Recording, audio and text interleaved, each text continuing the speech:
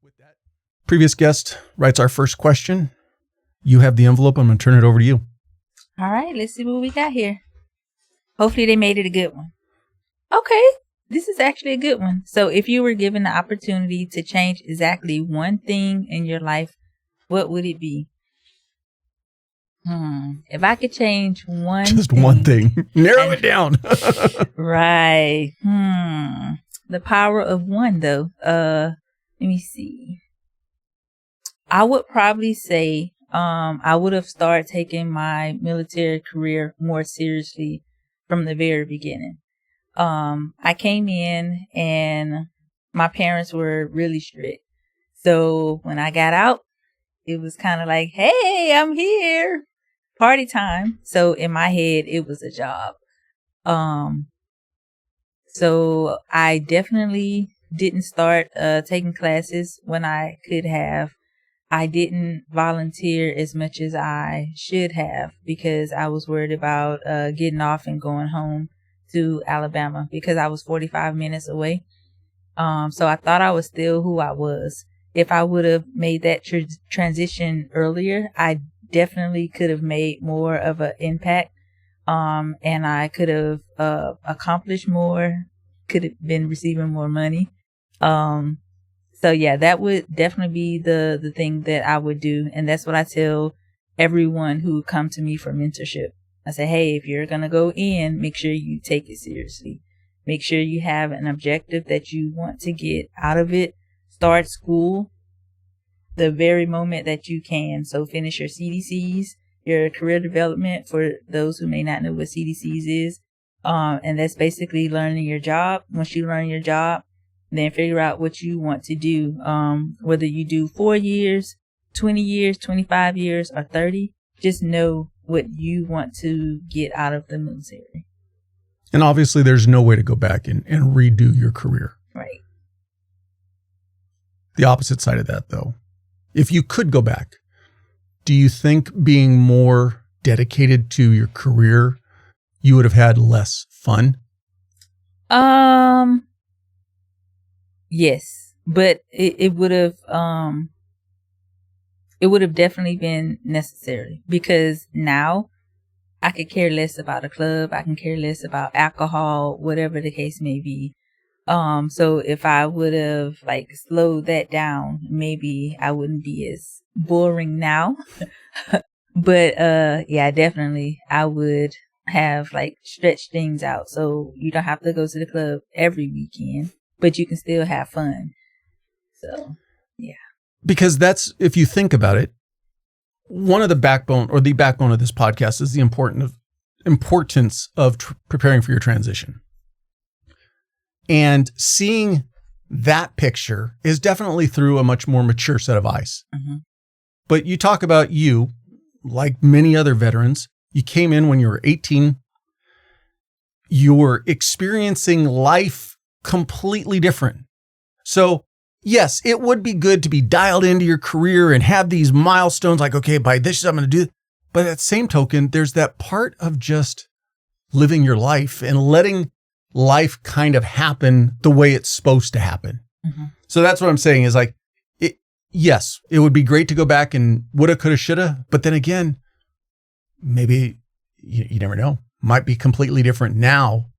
So, and the other thing that immediately came to my mind with the question though, changing that one thing about yourself. I bet you if you went back 5 years ago, 10 years ago, it'd be something possibly different. Or if you go forward 10 years from now, it might be something different. Because I think a little bit of what we would want to change, we can only look at the moment we're in and evaluate what we've done and where we've been. Right. I can definitely see that because the lens that I'm looking at now is kind of going backwards and looking at my younger cousins or some of my friends' kids who have taken my advice and they've gotten further than I was able to get. But at the same time, a lot of them haven't served the whole shebang because they realize, okay, maybe I'm really good at comm and comm pays $90K for me right now. And they would get out and they don't necessarily get to have the travel aspect, the friends that you have for life. So a few years ago, if you would ask me that, it probably would have been a different answer, because now being a civilian, I realize how important and how strong those bonds are. Whether you say we were trauma bonded or whatever the case may be, we were in the same situation. We were dealing with the same issues, and we had a certain understanding for one another. So it's kind of hard to find that in the civilian world, I would say. So you've already mentioned it. You mentioned Alabama. Is that where you were born and raised? Mm-hmm. Born and raised, Mobile, Alabama. Family generational there? Mom and dad grew up, grandparents, whole 9 yards? Well, my mom is actually from Evergreen, Alabama, the home of Conecuh sausages. But my dad, born and raised Mobile, Alabama. How big was your family as far as brothers and sisters? So I was the only child. It was just me, my mom, and my dad. And what'd your mom and dad do for work? So my mom, she was a clerk, and my dad, he served 8 years in the Army. And then once he got out, he started working for the state of Alabama, and then the ABC board, Alabama Beverages Control. Okay. So he retired from there. You mentioned your parents were strict. Mm-hmm. So what was life like for you growing up as a kid? What'd you do for fun? What took up your time? Fun, I would say spending time with families. I love spades. I love playing basketball. I love playing video games. I just love being outside. I love feeling like connected, even at an early age. I mean, when you say your parents were strict, I mean, how strict were they on you? So I could go outside and things like that, but there was no going to parties, going to clubs, even like school dances. I didn't go to school dances. I went to my prom, of course, like once I was in high school, but anything other than that, that was a no-go. Mainly because of safety issues. Mobile goes back and forth with New Orleans and Miami, being the murder capital of the South. And I have quite a few family members tattooed on my body who lost their lives under 25. So I understand their strictness now, especially being a parent myself, because my oldest is 16 and she's wanting to do the things. And I'm like, no, you must stay with me. I can keep you safe. That is the dilemma of being a parent, because your job is to raise them to be able to handle themselves. But at the same token, we want to keep them wrapped in bubble wrap and not let anything happen to them. So it's kind of like, how do I prepare you for handling the outside world if I don't let you get it in the outside world? Mm-hmm. In high school, well, along that lines of your parents being strict, where does the military come from? Is that something that you had been thinking about for a while, or was it merely kind of an escape once you got out of high school? So I would say the military wasn't in the back of my mind nor the forefront, to be honest. I wanted to go to USC. I had in my mind, I knew what grades I needed to do. I knew the community service. I played basketball. I did all the things. But what I didn't account for is my dad starting to lose his sight my 11th grade year. So my dad starting to lose his sight. So of course he's not working. My mom picking up 2 other jobs. So it's like I never really saw her anymore. And I knew that wasn't the life that I wanted for my family. And then I wasn't going to add on and be another burden for them. So I just started thinking, okay, what can I do? Because I sold candy at school. I sold like Kool-Aid before the Kool-Aid came in the container with the sugar. I would like make it up in little baggies, and me and my friends, we would like eat it. So you walk around with the red hand or the blue hand or the green hand, and they're like, oh, where you get the Kool-Aid from? So I made quite a bit of money in school to help them with the bills.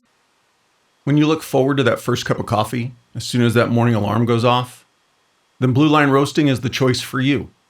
They're a Tennessee-based law enforcement-owned company. They're roasting small batches of premium coffee, fresh, within 48 hours of your ordering, and ship fast so it doesn't sit around getting stale. From Patriot, their light roast, to Failure Drill, their dark roast. They've got something that fits whatever you prefer. Whole bean or ground, it's your call. But Blue Line Roasting is more than just good coffee. A portion of every purchase goes to support law enforcement families who are dealing with line of duty injury or loss. So your morning routine becomes something bigger. Great coffee and real impact. Grab a single bag, try a sampler, or set up a subscription so you're never caught without it. Shipping is always free. And for the listeners of this podcast, use the promo code TRANSITION10 to get 10% off your order. Head on over to bluelineroasting.com and make your morning count. I remembered my dad was in the Army, and he would always talk about how much fun he had, how the camaraderie was. So I started thinking more along those lines. So I went to him and I said, "Hey, Dad, what do you think about me joining the military?" Initially, he said, "Absolutely not. You're going to college." I said, "Okay, well, I don't want to anymore. So which branch would you prefer me to go into?" When I put it like that, he saw how serious I was, and he said, "Okay, if you're going to go, it's going to be the Air Force." So I went and spoke with the Air Force recruiter. He was like determined to get me in there. He wound up having me sign up, delayed enlistment, everything. So I told my dad, "Hey, I signed up delayed enlistment." He was like, "You're 17. You can't do that. They need my permission and your mom's." I was like, "He didn't say that." So we went back up there and we signed some more paperwork, but he let them know, "Hey, she's really smart. She's probably going to get some scholarships. What's the case if she decides not to go?" He initially made it seem like I had no choice. But once you sign the contract, you're bound to it. Exactly. But I'm 17 and my parents didn't sign for approval, and I wouldn't have been 18 yet. So when you and your parents went back to talk to him, he tried to make it sound like you were already committed to the Air Force, even without their signature? Yes. Yes. I had an uncle who was a major in the Air Force at the time, and he was like, "BS, what is his name? Who is his boss? Give me his number." But I did wind up going in the military, of course. But another thing that I didn't know that was in the works, my art teacher. I loved art. I was really good. I had a few of my artwork hung up at the school. Actually, after I graduated, it was still there. When they did a remodel, they called my mom and like, "Hey, can you come pick it up?" So I still have some of it still to this day.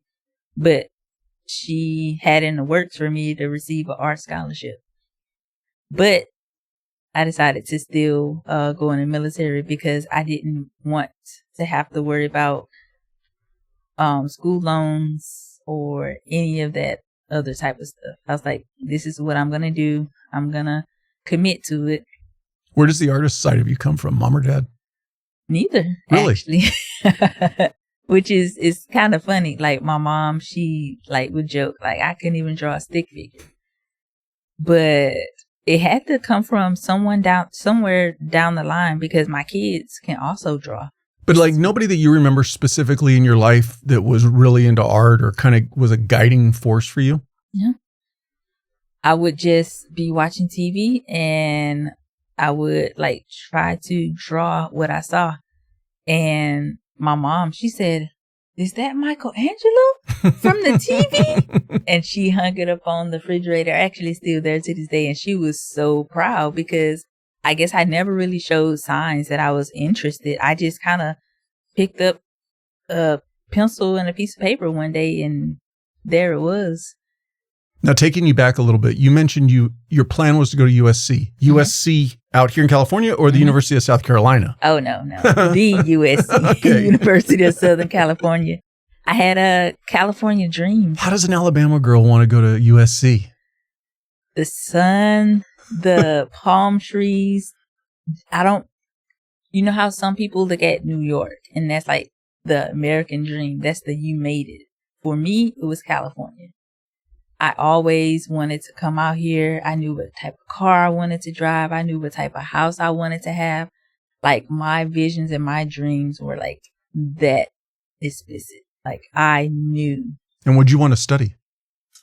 Initially, I wanted to make movies. Okay. And they had one of the best programs, still to this day, like one of the best programs. So I knew that if I didn't get into film school, that I would probably do business, just because I've always had like this entrepreneurial like mindset. So I knew that it would be one of the two. And what year did you graduate high school? 99. And the experience with the Air Force, how soon after did you pivot, and what made you focus on the Navy? Air Force. Oh, I'm sorry. So you ultimately did go in the Air Force. Yeah. It's always ever been the Air Force. My mistake. I was thinking you went in the Navy.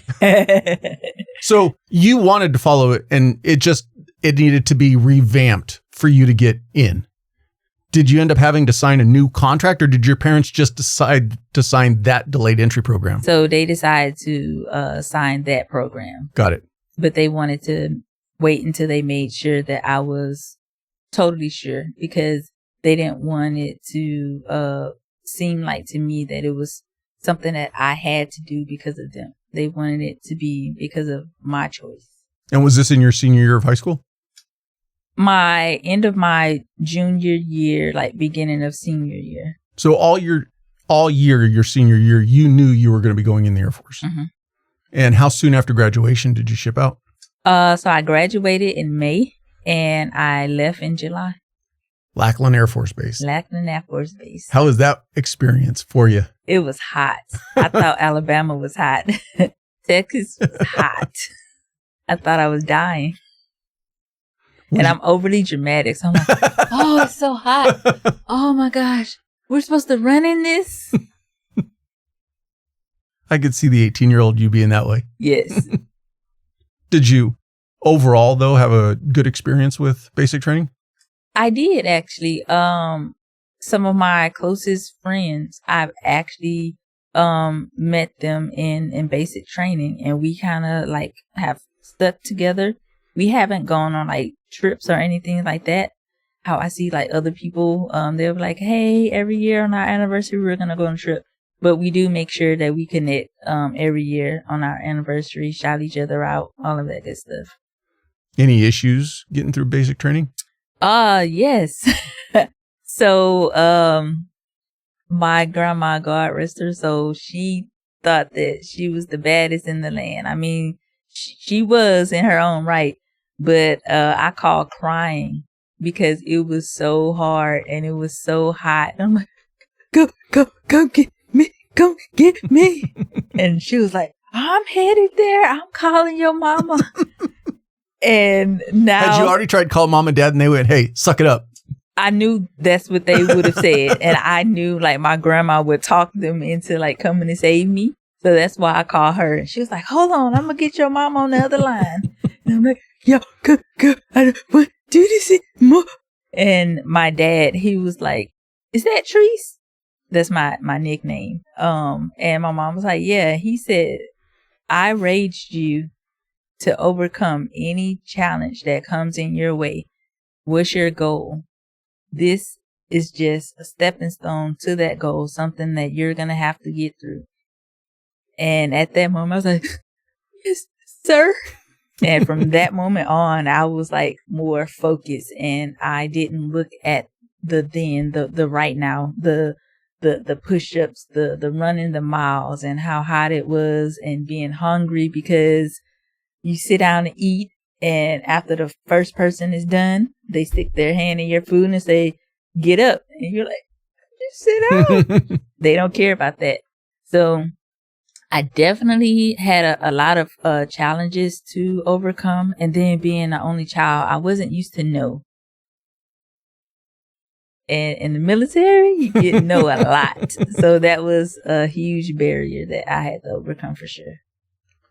As far as going in, did you have, in the sense of your MOS, what in the Air Force, do they call it MOS? So for us, it's AFSC. And what were you going towards, and is that what you ended up doing? So I went in open general. Oh. Yes, I got really what everybody lucky. should go in. Definitely do not do that. But I got really, really lucky. I was picked up for medical admin. Everyone else that went in open general, they were either security forces or I forget what it's called now, but basically you were like services. You were like the cook type of deal. Sorry, I don't want to offend anyone. I forget the actual name. But I knew that wouldn't actually be for me because, one, I'm very friendly. And I'm like, hi, welcome to Lackland Air Force Base or whatever base that I'm at. And I'm supposed to be stone facing, thank you, and salute or whatever I need to do. And that just wouldn't have done it for me. As far as medical admin, is there then a subsequent school you have to go to after basic training? Yes. So everyone went to Shepherd Air Force Base at the time. And if you've ever been to Shepherd, you can never forget it. I think it's one mall, couple restaurants. Everyone wears suspenders. And they told me that. And I was like, haha, yeah, you're funny. Suspenders are like overalls? Both. Oh, okay. So it's something suspending your pants together. And I'm like, whoa, we are not in Kansas anymore. And I just bust out laughing because they were right. I had never seen that before. Where I'm from, like everyone dresses to impress. Right. And there, everyone is dressing because they're going to work, they're just getting off from work, or that's what they feel is comfortable. So that was an adjustment for me. And how long did you spend there? My tech school was 6 weeks. Now, coming out of that, did you get a choice of duty stations or were you just kind of told? So I actually got a choice, and I had far and wide. I had Alaska, I had Japan, I had Germany. I put almost everywhere overseas because I wanted to knock that out first, just in case I don't make it my whole 4 years or 6 years or 8 years. I wanted to at least say that I got to go overseas. So right off the bat, I got Alaska and I was so excited. And then until you got there? No, I didn't even make it there. Oh. Yeah. So, my dad had a heart attack and he had to get a quadruple bypass. So, my first assignment was actually a humanitarian assignment to Keesler, which is also one of the reasons why I don't think I totally, took it serious, because my main focus was when I get off, I got to get home, like, to my daddy. And then the weekends is I got to have fun with my cousins and then get back to my daddy. And they would call and be like, hey, why are you not in your room? It's like, because I'm at home. No, your home is here on base. And to me, as long as I can get to work by 6:30 or whatever time in the morning, that should be okay. So yeah, it was a little bit of adjustment. And then another thing is, I always wanted gold teeth, and my parents said no. So when I got in the military, I got some removable gold teeth. I was going to say the military wouldn't have allowed permanence, would they? Yeah, no permanence. Okay. But I had a grill. And my first supervisor, she thought that it was an actual, like, permanent grill because I wore it every day religiously. And I slipped up one time and I didn't wear it. And she said, don't ever let me see that thing in your mouth again. I'm like, I thought I made it. But now when I look back, I realize it's definitely not something that I should have even tried to do. Maybe on the weekend when I can be whoever I think I am. But during the week, I should have been more like straight.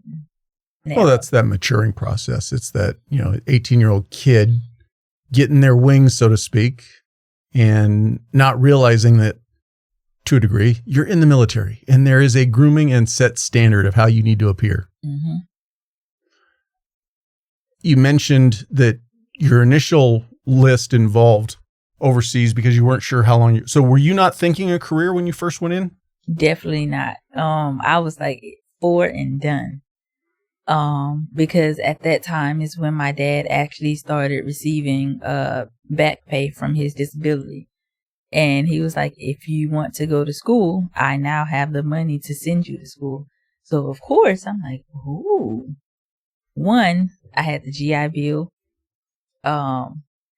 It was just the GI Bill. It wasn't post 9/11 at the time. So I had the GI Bill, and then I had this money that my dad would use to help me to go to college. And what happens? They give me Japan. How long into your first enlistment did you go to Japan? Actually, no, I got Korea first, and then from Korea I got Japan. So I got Korea my 3rd year in, and I actually made a staff over there.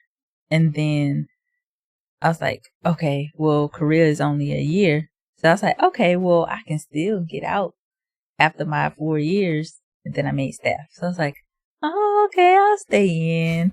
And then I got Japan. So I was like, ooh, I want to stay over here forever. Like, I absolutely love everything about Japan, about like the Japanese culture, everything. So I wanted to stay there forever. So I was like, whatever I need to do I need to re-enlist so I can stay here? I will re-enlist so I can stay here. And then I got orders to SD. I was like, yes, finally made it to California. Let's go. SD was South Dakota. I was going to say. It was not San Diego. There's no Air Force bases in San Diego. I saw SD and I was dancing all over, parading. At that time. South Dakota has nice weather, though. Yes. It is actually very beautiful. My first child, my daughter, she was born there, and I absolutely love it in South Dakota.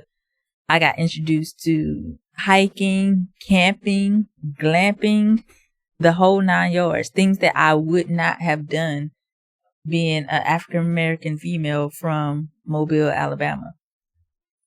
It was like this box around me, these things that I thought that I couldn't do.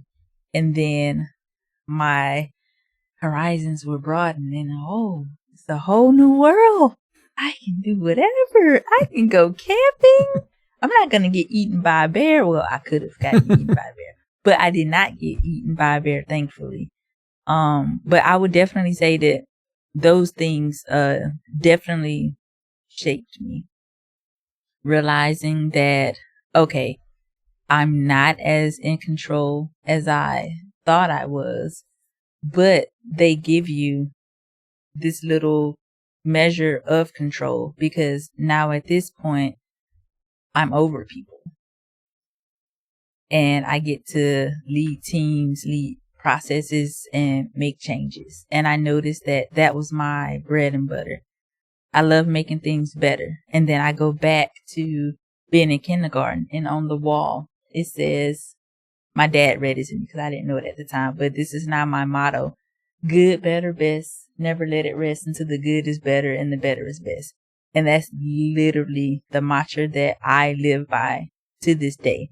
So I go into a new base, a new job, and it's okay, let me learn the processes, and then, okay, how can we do this better? Now, that second enlistment, though, took you into 9/11, right? Mm-hmm. Actually, no, my first enlistment was 9/11.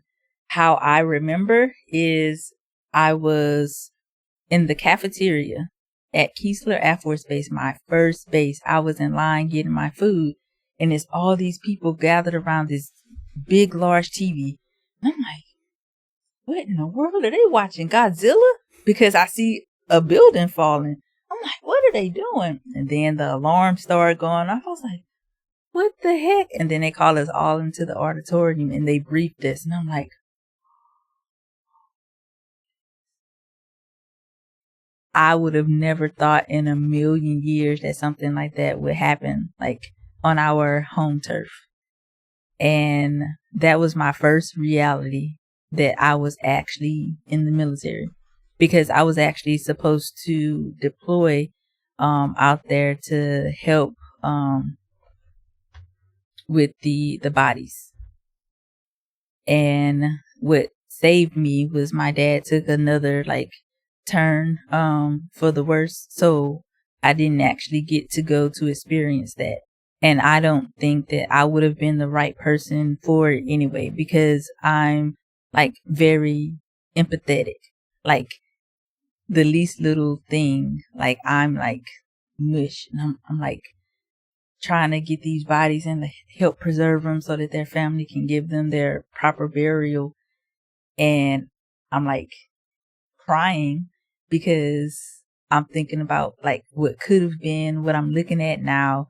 So when I think back now, I'm kind of happy that wasn't my first deployment, because the deployment that I needed was to help people like get back to the fight, or help people get home so they can get the care and the treatment that they need.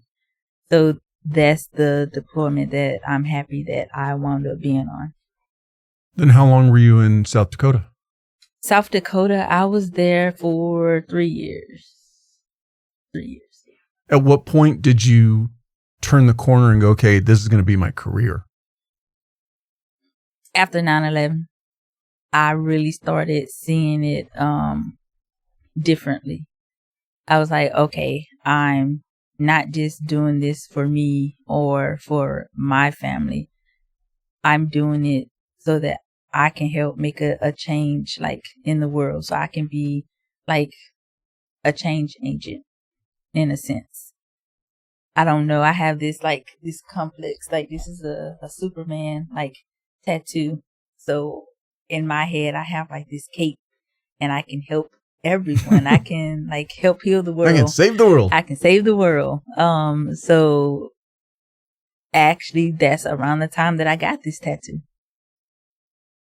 And I looked at it as, with me being in, I can help make it better. I can stay in the know.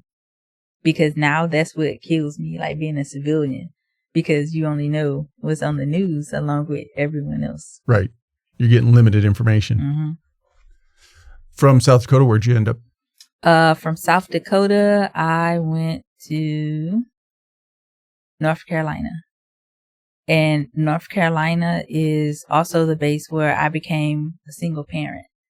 And being a single parent, you look at things through a different lens, because the people who are coming in that can't necessarily stay late, you don't look at it as negative, because maybe they can't stay late because they have their child, but they can come early, or they can work through lunch, or they can team up with someone else for a particular project. So I feel like being a single parent myself helped me better understand as well as better utilize those individuals.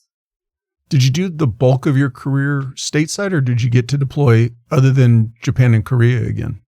So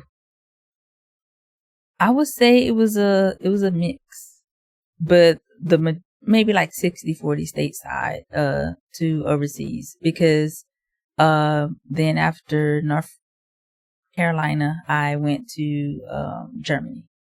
Now, these moves are by choice or because you're basically being told, like, hey?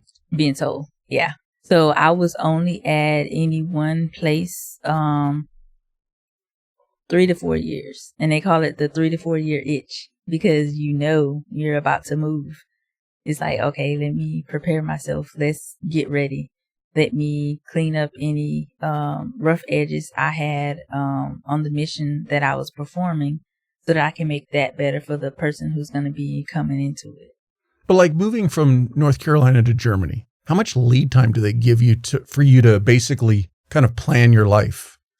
I had about 2 months. Yeah. And like I said, I was a single parent at the time. So I'm like, okay, let me make sure I find a daycare for my child. Actually, elementary school as well at the time, because she was going into the 1st or 2nd grade. So I needed to make sure I had all of that settled, and I had just gotten a new car. So I was like, no, what am I going to do with my car? Did some research, figured out that because of the year and it being so new, I was able to actually take it over there with me. So I took my car over there with me, and that was to Germany. And then my final assignment was Scott Air Force Base in Illinois. And I call that one of my favorite assignments. It may not have been my favorite location compared to Germany and Japan, but definitely one of the best ones because I got my dream job. I got to be Aero-Vac. And being medical admin, that's normally not something that you... I was going to say, that doesn't sound like it lines up. Yeah, no. But I got really lucky because of my work ethic and some of the accolades that I had, like, within my career. So... Is Aero-Vac basically like the Air Force's life flight? Yeah. So basically what happens is you have your C-130s, your KC-135s, and these are the vehicles that get people to where they need to go. And my job is to look at the notes from the doctor and what's wrong with the patient and say, okay. When it comes to sunglasses, first responders and military members definitely don't baby them. They get dropped, thrown in a utility pocket, or tossed in gear bags. Frontline Optics was created for that reality. You get premium eye protection without paying designer brand prices for something that won't survive your lifestyle. From polarized UV 400 lenses to anti-reflective coatings and water-repellent finish. And here's where Frontline Optics separates themselves from the pack. When life happens and your glasses break, they offer a no-questions-asked replacement program, even for prescription lenses. On top of that, Frontline Optics was founded by a firefighter, and a portion of every purchase goes to support the First Responders Children's Foundation, helping families of those who gave everything. So if you're looking for sunglasses that look good and come from a company that actually understands the job, visit frontlineoptics.com and use the promo code TRANSITION10 to get 10% off your purchase. Frontline Optics, from a first responder for the front lines.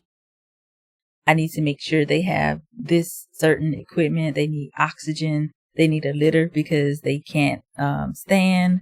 They need an attendant to be with them. And I make sure all of those things happen.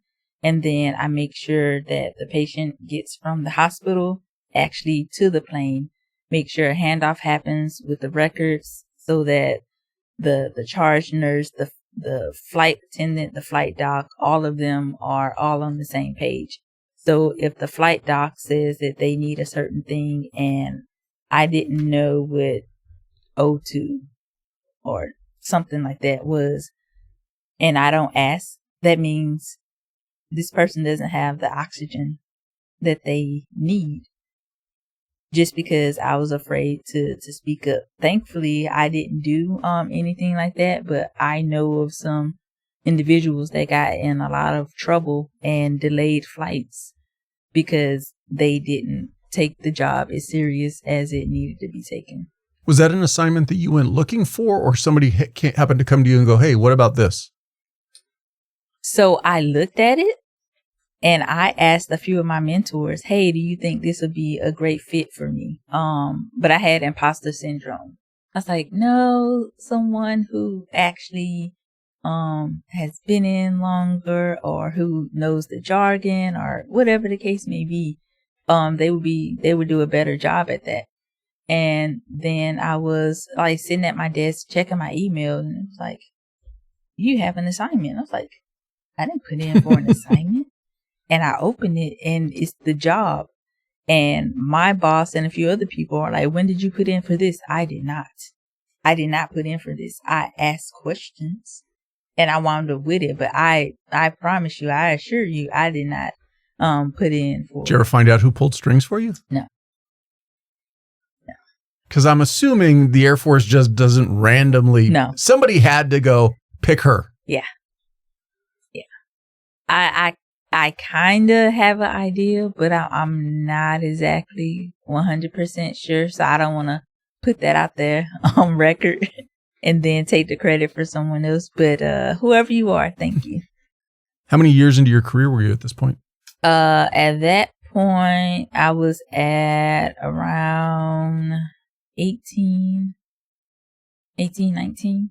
And at this point, you know it's 20 and out? Yeah. I was like, oh, yes, like the 20. And then... Now, what kind of training was required for it? Because if I'm understanding it correctly, it almost kind of sounds like you were operating as a crew chief for the medical staff.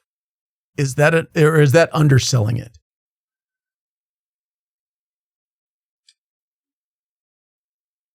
I'm trying to think, because my husband is actually a crew chief, and I know like some of the things that he does. But I would say if because I'm thinking the way I'm looking at it is you're not running the operations of the plane, but everything inside the plane that deals with medical, you were in charge of. Yes. So that's why I say like crew chief for the medical side.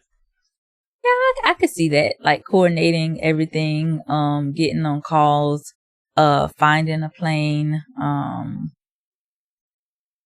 I would kind of say that, because I don't want to take any like credit away from the crew chiefs, because they're the ones who make sure the plane is like flying. So I guess in a sense, I'm the one who's making sure that this patient is getting like the best care that they need based off of the information that I'm given. How often is the Air Force doing those type of flights? Every day, I would say. Only Air Force personnel, or is it even civilian personnel that they're offering service to?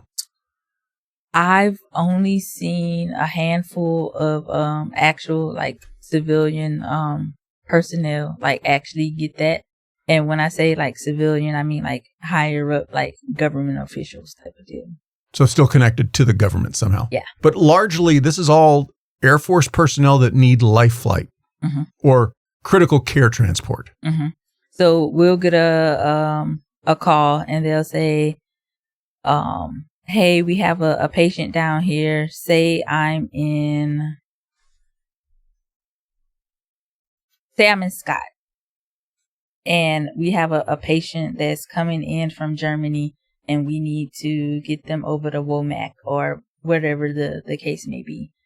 So they give the actual information on this patient. So gunshot wound, whatever the case may be, and they need these things. And I put in the system, okay, they need these things. And then I send it to TPMRC. And those individuals say, okay, based off of this information, we have this plane at this location and these individuals who can accompany them. And then the magic happens, and these people are sent to the same location. And then we transport the patient onto the flight line, onto the aircraft, and then they're off to their destination. And then we have to also like keep track and make sure that the patient didn't remain overnight somewhere, because while they're remaining overnight, we still need to make sure that they have enough equipment, enough food, wherever the case may be. If they don't, then we need to coordinate with the closest Aero-Vac to that area, and they'll go make sure that person like has what they need. So our job isn't done until they made it to their location. So now at a Scott Air Force Base, I'm thinking of it kind of like you would think of a domestic airline. Okay, so let's say I'm a pilot for American Airlines, and my route is New York to Colorado. I'm just saying that's what I fly. They don't just wake up one day and go, hey, you're going to take the flight from, per se, New York to Miami. At a Scott, did you guys just have a geographic area that you were assigned to? Or did you kind of just go where the patient needed to go or be picked up from? It could be all of the above. Because say you're in Miami and that's the normal route, but no one's available in Miami, but you are, then they're going to get you either a military flight or a civilian flight down to Miami to take care of that. So our individuals, I would say, were worldwide qualified. They could go anywhere. So were you on like a 24-hour call out basis, or did you still have a shift that you worked? So it was a shift that I worked, but while I was deployed, it was still like a on-call basis. Literally, this one instance, I had just gotten off a 12-hour shift, and after that 12-hour shift, maybe an hour to me going to bed, my phone rings. Of course, and you're I'm not going to get good sleep. Are you serious? So I answer, and they're like, okay, we need you to get to the office now. We have this patient. I'm like, okay, I'm on my way. So I get up and I put on my clothes and I do what I need to do. And then I have to be back to work in a few hours. Thankfully, the superintendent was like, hey, didn't you work last night? He was like, hand this off to whoever the other individual was. Hand that off to them. Let them know how far you were able to get. But of course, like, I stayed a little bit to make sure like they understood like everything, and then I left. So definitely was like thankful for my supervision who looked out for me, because I was just gonna go right back in to work the next day. Did you ever have to do any international flights with that? No, not me personally, just because I was the admin part. The most, I wouldn't say fun, but the most action that I was able to get was helping them to either load in or like load off the patient, and then just walking around making sure, okay, oxygen tank, okay, this and that. So I would say that's the closest to the action that I got. Now, we talked about earlier where you said if you could go back and redo your career, you might have looked at doing more with your career, so to speak, if I'm putting it in a nutshell. But at this point, 18 years in, are you starting to think about what you're going to do when you transition out? And is this something that you were leaning towards? Honestly, I didn't really know what I wanted to do. I just knew the things that I was good at. And by that point, I had a master's in Homeland Security. And I really love like emergency management. So I thought that I was going into that once I got out of the military. But things took a slight turn, because year 21, after a few months after my deployment is when I lost my dad. When I found out my dad was terminally ill, I put in for a humanitarian assignment, another one, and that's to get closer because I'm the only child, to help my mom out with him. Well, that humanitarian got denied. So out of emotion, I immediately went in and I pressed the button and I put in for a hardship retirement, just to make sure that my paperwork would go through swiftly and everything would be good. Well, I didn't get that chance. So in one fell swoop, I lost my career and my dad. So being a daddy's girl and looking at my career and what I wanted to accomplish, at that point, I was like lost in the world, because, okay, who am I now? Am I still a daddy's girl? And then also, like, although I have a master's in Homeland Security, it was too closely tied to the military.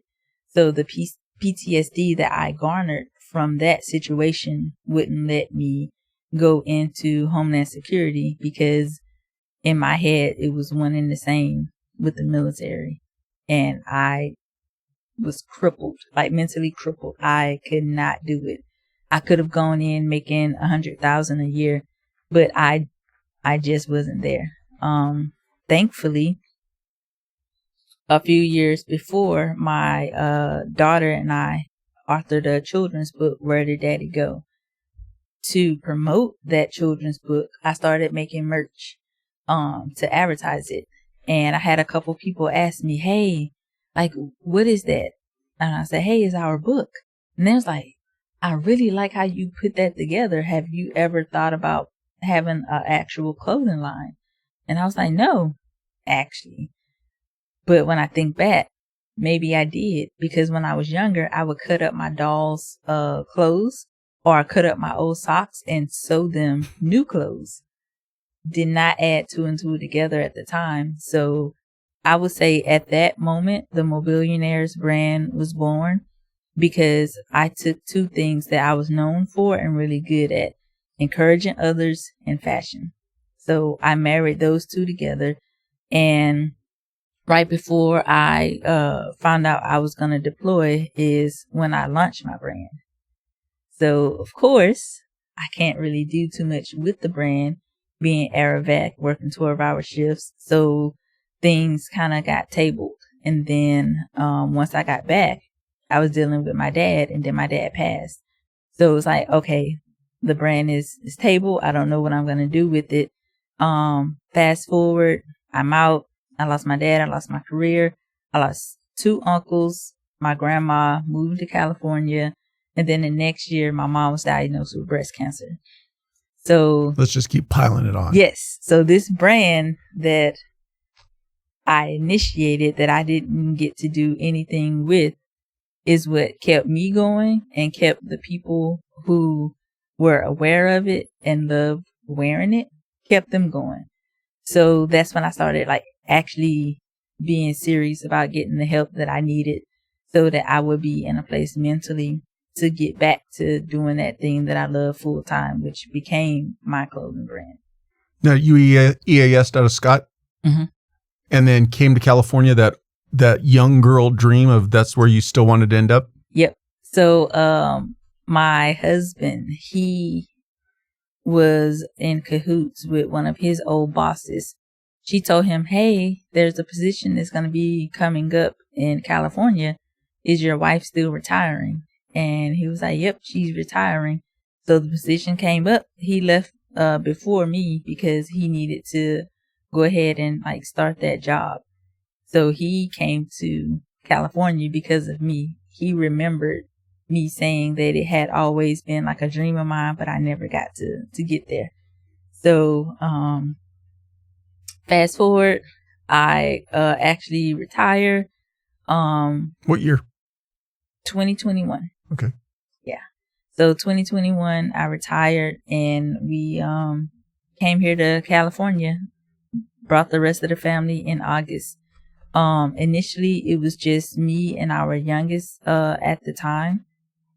But so we're a joint family, a combined family.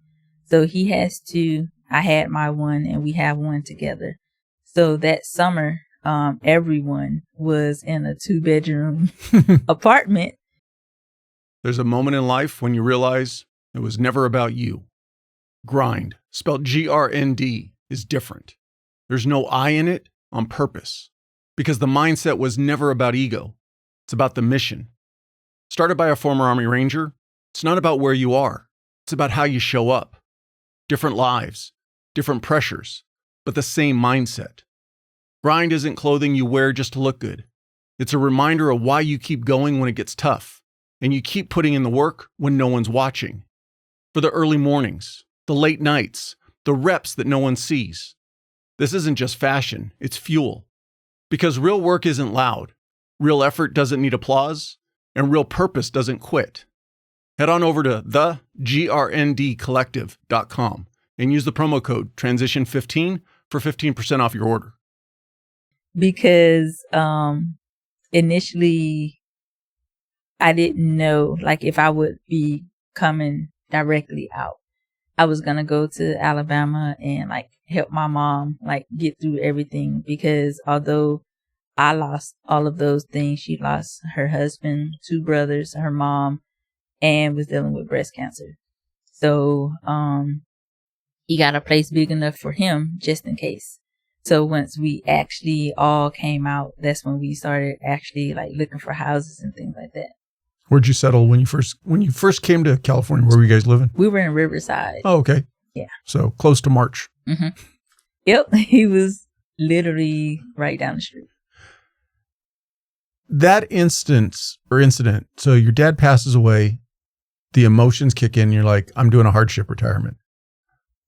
In hindsight, were you ready to get out at that point? No. I was up for senior master sergeant. I was basically a shoe-in. I had done the work. I had a lot of people backing me. But at that time, when I tell you it was all emotional, it was all emotional.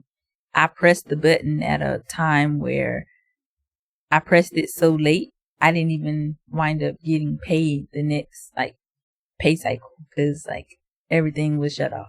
I wasn't thinking about me. I wasn't thinking of I was thinking from that little girl who lost her hero, and you're keeping me away from him. There was never a point, and this is the naive question from the outsider looking in, where whether you had a chance to catch your breath or the Air Force has a chance to process the paperwork, to kind of go, let's take a time out. Do you still really want to do this? Or is once you press hardship, it's done?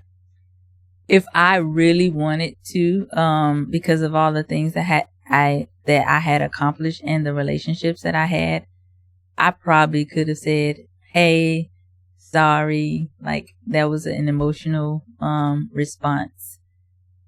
I didn't really mean that. And everything could have been walk back. But at that point, it was I was so hurt, and at the pride behind it too, because I'm telling everyone I'm retiring, I'm getting out, and then, oh wait, no, I was just kidding. I didn't want to have to deal with that. So, and then I wasn't sure that I was gonna be that go-getter, that change maker, that make things happen that I was before, being so lost and so hurt after losing my dad. So I didn't want to tarnish that rep that I worked so hard to build and maintain, and come back a total different person, someone, because they have this term in the military, road. Is retired on active duty. Those people who get their orders or they put in for retirement and then you don't get nothing else from them. I didn't want to be looked at or upon as road at all. I love all the changes that I made, within my unit, the processing times that I sliced.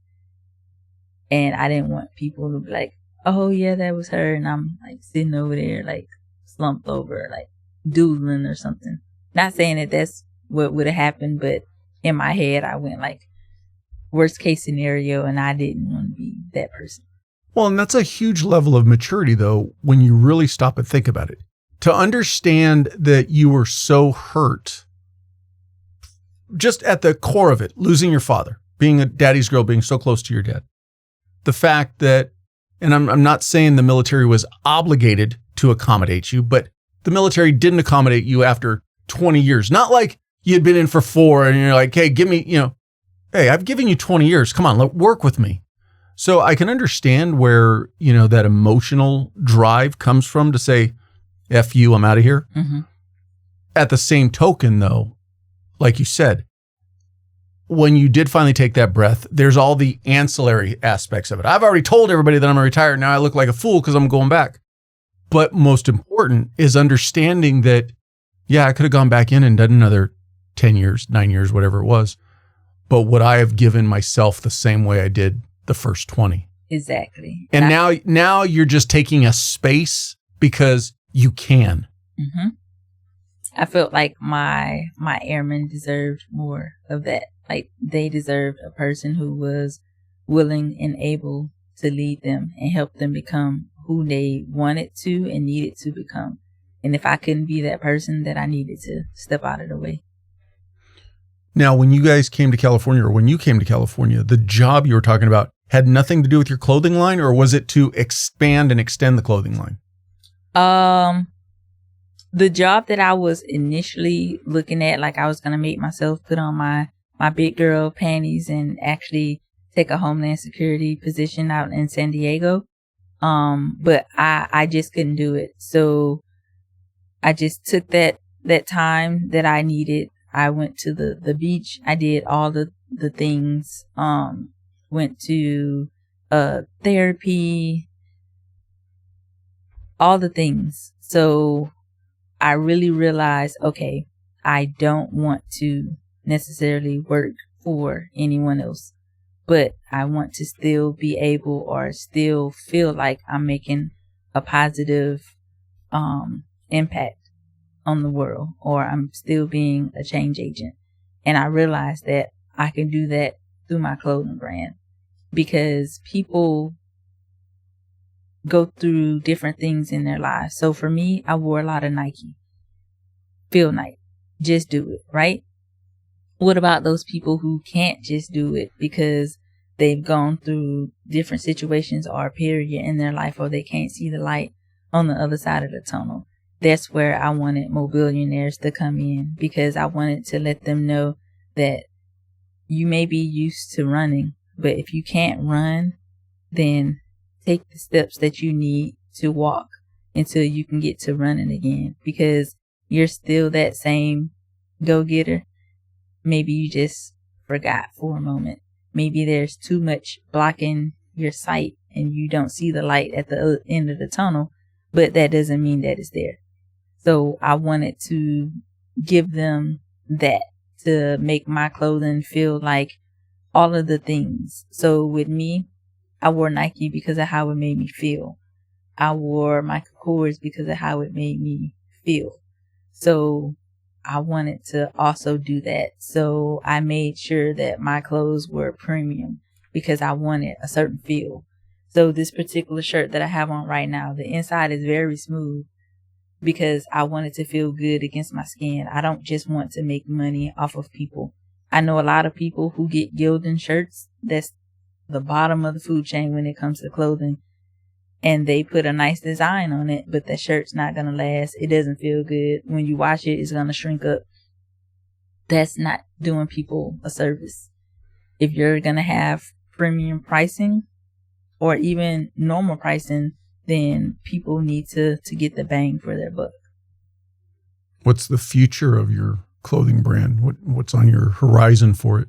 The horizon for it is lots of collabs, because I realized that although it's mainly me doing this, that doesn't mean that I'm alone. I have other things that I'm a part of, or other people that I know who can help me take the brand to the next level. So for instance, I'm 1 month removed from graduating with my master's in business from USC. Full circle. Full circle. It's through the MBV program, is Masters for Business for Veterans. So I have that, and I garnered relationships that help me actually get approval and the licensing to use the USC trademark. So now I have a couple pieces in conjunction or in unison with USC that I'm going to be releasing, that's also going to be in the bookstore. And if you are in Southern California, or you know someone from California, you know how people feel about USC. That thing will sell itself. So once they get that USC, that may be the initial reason that they buy it. But when they look on there and they see that little city with stars overarching it and realize that that's a symbol of hope, then they're going to look more into, okay, what is this Mobillionairez? So I'm hoping that has like the trickling effect. From just a business standpoint, what impact are you seeing? Because, and this is a very generalized overview, but it appears that the brick and mortar retail is significantly declining. Mm-hmm. Are you even at this point as a business owner, do you put effort into in person, or is it, let me go headlong into online? I would say it's a mix of the two. Like, I've never necessarily wanted a brick and mortar, because I've seen the giants come down. You have Toys R Us. They were a staple. Now where are they? Gafers. Where are they? Macy's is slowly declining. So I want it to be more strategic. I know that I can do certain pop-up events or vending opportunities. That way people can see a face with a name and know that this is a real thing, so that when I start doing ads again, they see it come across their timeline or their screen and they're like, oh yeah, I saw her down in Temecula. I saw her at the Menifee Market. I saw her here and there, and I know her story. She's legit.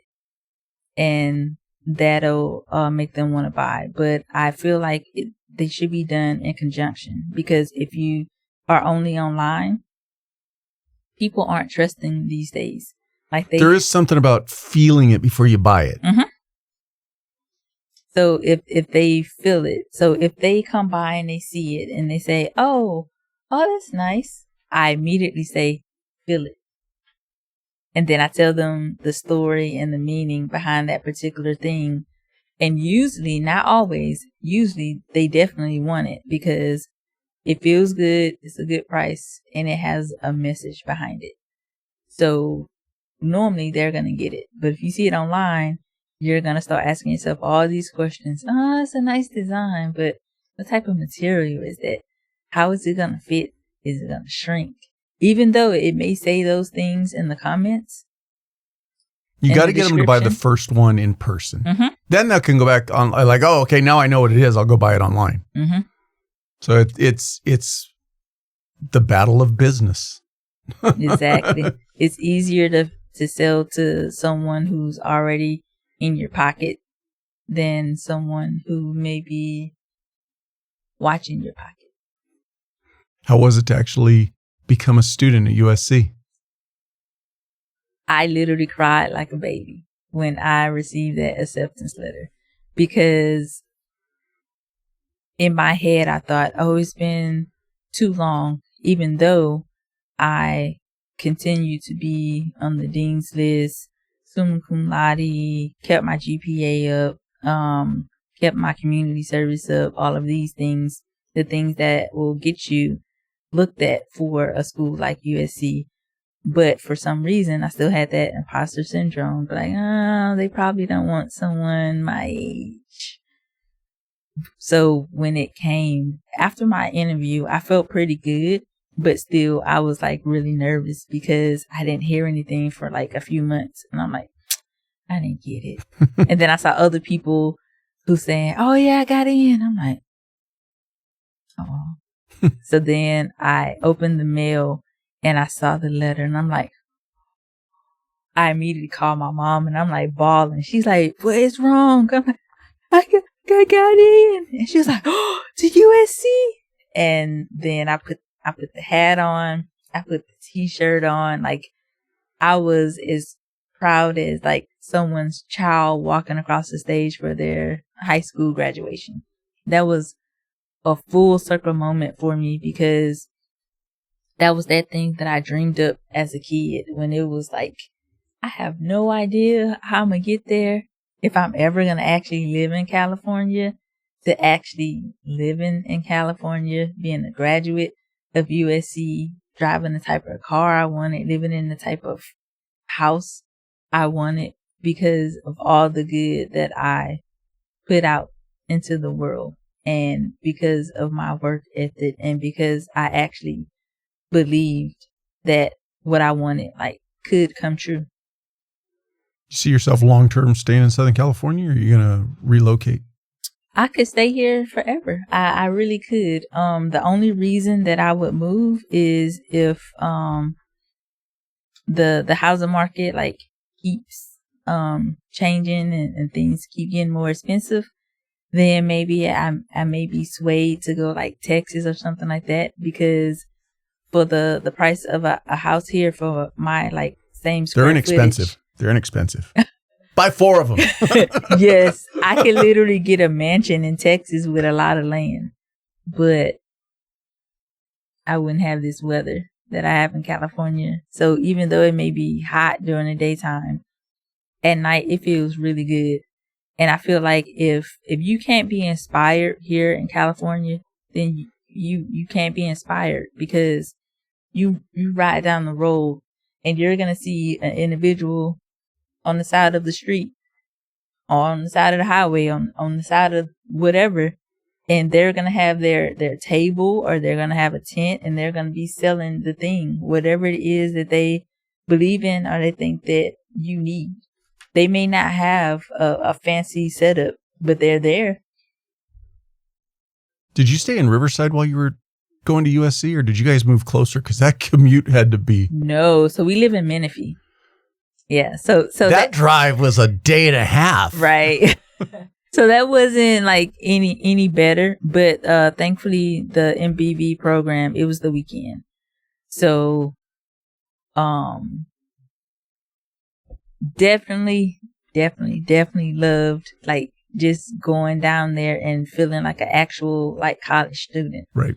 So we wouldn't stay in the dorms or anything like that because we were a graduate program. But we stayed in the USC hotel, or there were other like, I forget the name of it because I only stayed there once. But they had other like housing opportunities for individuals, and just walk. Each time I walked on that campus every day, I would have on my book bag and I would just be like so happy. Like I felt like so blessed to be in that moment. Like I didn't take any of those moments for granted. Like I definitely relished in every single one of them. There are some careers. You want to be a lawyer, doctor. The school on the diploma is going to open a lot of doors for you. But there is also something about just having a diploma from a major university like a USC. If nothing more, you paid for a network that probably a lot of people are never going to have access to. The Trojan network, that is something else. The Trojan network is actually why I'm sitting here right now.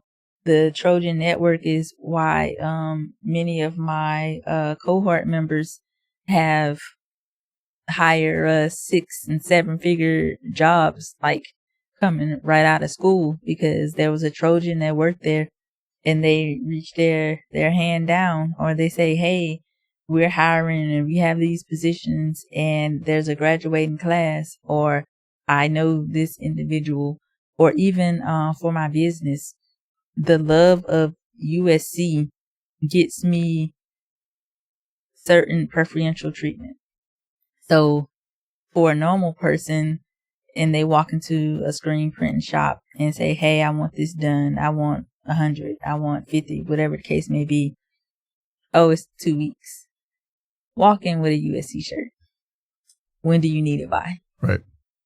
There's a dentist here on Temecula Parkway that next to on his billboard, he has the Trojan logo. Literally. Yes. And I saw that. You almost kind of say to yourself, but he's letting other people know his affiliation. Mm-hmm.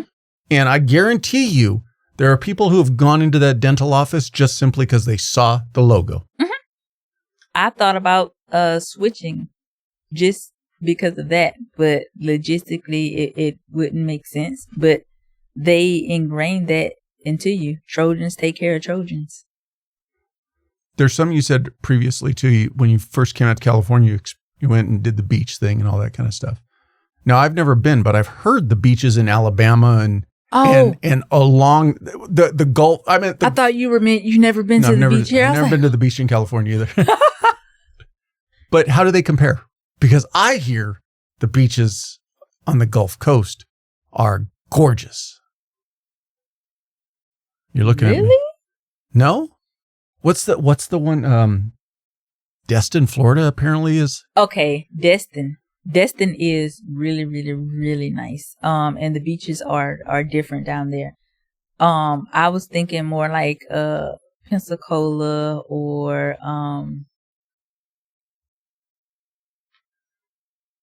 Gulf Shores, and I forget the other one. So you would ultimately take California beaches first.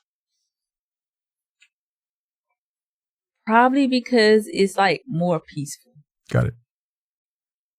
Like you look out and it's like the waves crashing on the water, and it's like more reflective.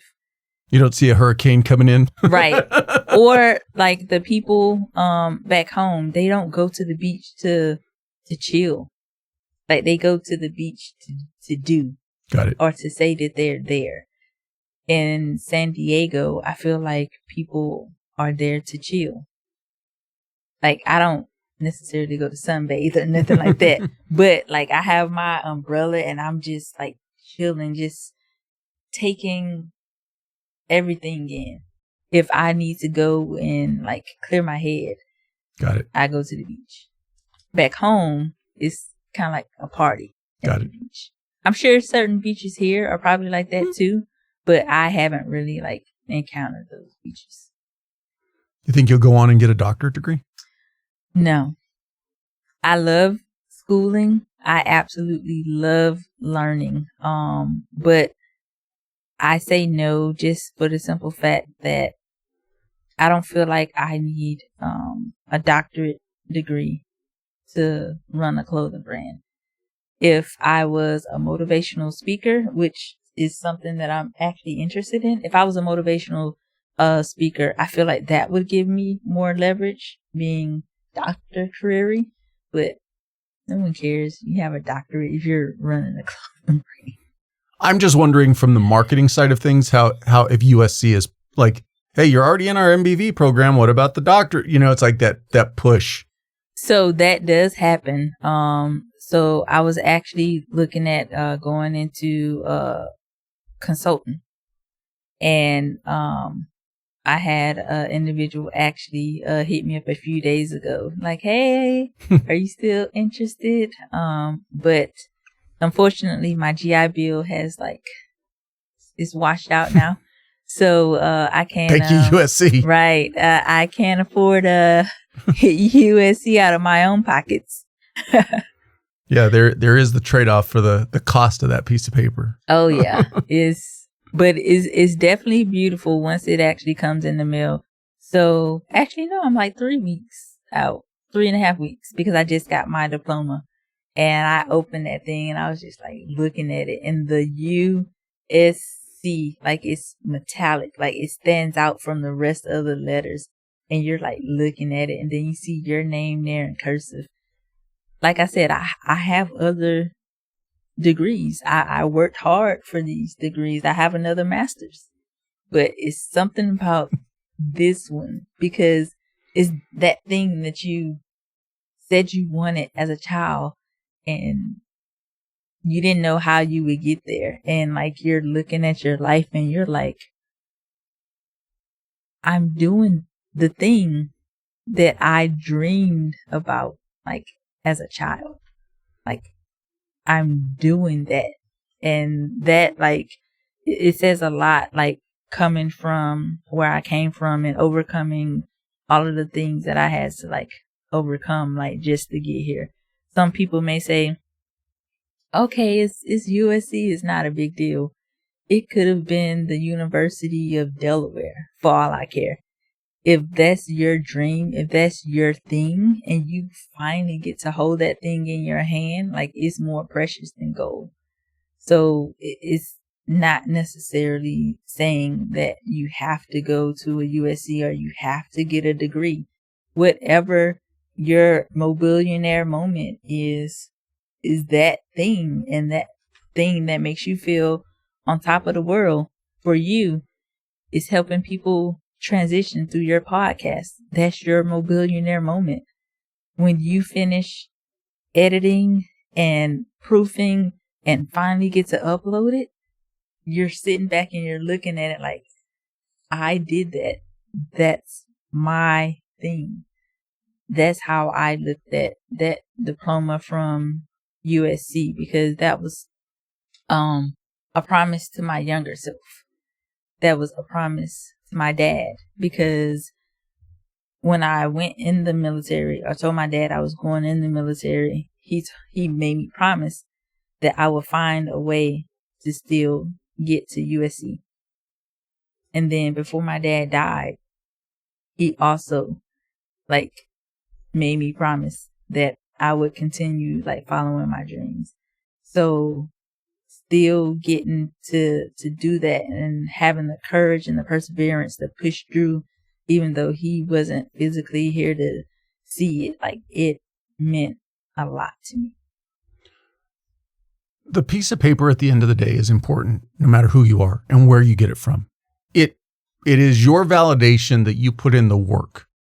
And I don't care if it's the University of Outer Wisconsin, whatever. They still have a curriculum, and you met the curriculum to get the piece of paper. Mm-hmm. That being said, like you've used the analogy a couple times, you've said cars. I can drive a Toyota and get from A to B, or I can drive a Cadillac and get from A to B.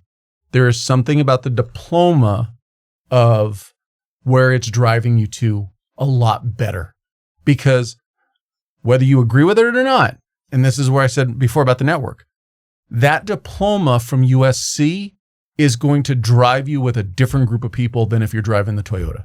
Mm-hmm. There's no other way. It costs more money. It costs a boatload of money. But if you can leverage it for the purpose of what you want to get to, and that was what my earlier comment was. If you're somebody who just wants to go get a bachelor's degree, then just get it from a college. But if you want to do a specific job, some of those jobs have better opportunities from the name that's on the diploma. That's just the nature of business and the nature of the way the world works. Right. And that network from whatever major college, I don't care if it's University of Alabama. Roll Tide. Okay. There is a network, and they take care of their own. So it's what you're willing to pay for what you need from it. Mm-hmm.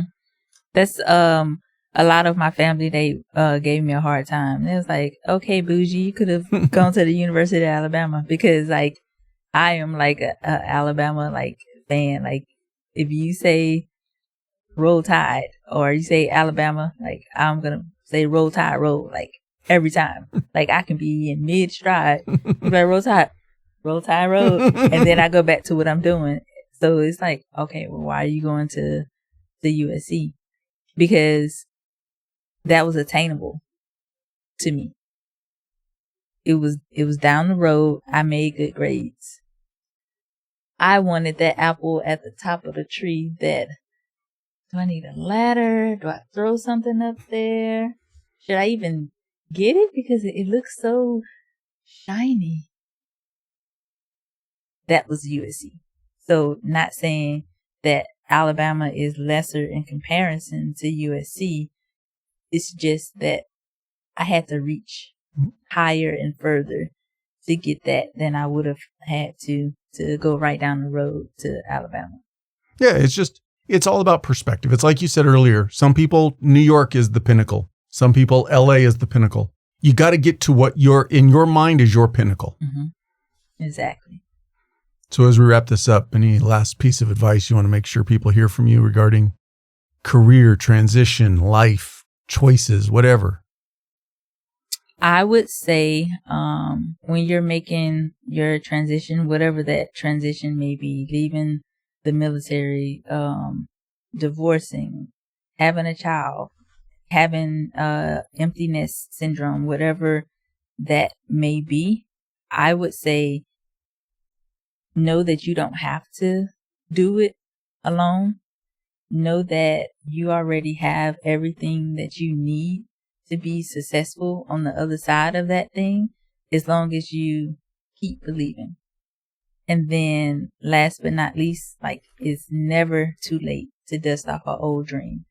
Doesn't care how long that dream has been sitting on the shelf. If it's something that has always been in the back of your head, you close your eyes, you think about that thing, then it's worth giving it a try. Well, I appreciate your time. Thank you for sharing your story, and I wish you all the best going forward. Thank you so much. Thanks for having me. As always, thank you for listening or watching the episode. If you have any comments or questions, feel free to reach out on social media or send me an email. The links are all in the show notes. I'd love to hear from you. Also, if you're not already, please follow the podcast on whatever platform you get your podcasts. You can also subscribe on YouTube. And if you would, please leave me a rating. Ratings do two things. You can tell me what I need to fix or improve, And more ratings also gets the podcast recommended to more people. Another ask, please share the podcast with anyone you think could benefit from and enjoy it. And last, don't forget, sign up for the newsletter.